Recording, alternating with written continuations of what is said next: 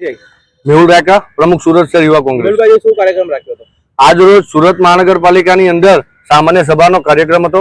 આ સામાન્ય સભાની અંદર 12 મેન મહાનગરપાલિકાના ગેટ ઉપર સુરત શહેર યુવક કોંગ્રેસ દ્વારા પ્રી મોન્સૂનમાં કામ કરેલ સદંતર નિષ્ફળ ગયેલી આ ભારતીય જનતા પાર્ટી અને વિરોધ પક્ષમાં બેઠેલી આમ આદમી પાર્ટીના વિરોધમાં આજે અમે એક ઢાંકણું લીધું। ઢાંકણાની અંદર પાણી નાખી અને આ કોર્પોરેટરોને અને મહાનગરપાલિકાના શાસકોને કીધું કે આની અંદર ડૂબીને મરી જાઓ, કારણ કે પ્રી મોન્સૂનની અંદર જે પણ કામગીરીઓ કરી છે સદંતર નિષ્ફળ છે। આજે સણિયા હેમાદથી માંડીને પર્વત પાટિયા માધવબાગની ખાડી લઈ લો, લીંબાદ મીઠી ખાડીની ખાડી લઈ લો, આ વિસ્તારોની અંદર 4 દિવસથી પાણી ભરાયેલા છે, પણ એનું કોઈ સોલ્યુશન અત્યાર સુધી આવ્યું નથી।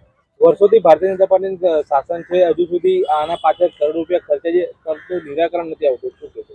આનું નિરાકરણ એટલા માટે આવે છે કારણ કે સરકાર આ પબ્લિકના પૈસે પોતાનું તિજોરીઓ ભરે છે અને મોટી મોટી વાતો કરે છે। આજે CR પાટીલ પોતે જળશક્તિ મંત્રી બની રહ્યા છે કેન્દ્રની અંદર, એ છતાં સિંધુ નદીના પાણી અટકાવવાની વાતો કરે છે, મોટા મોટા પાકા ફોજદારી કરે છે, પણ જ્યારે તેમના પોતાના હોમટાઉનની અંદર પોતાના વિસ્તારની અંદર નિષ્ફળ ગયા છે।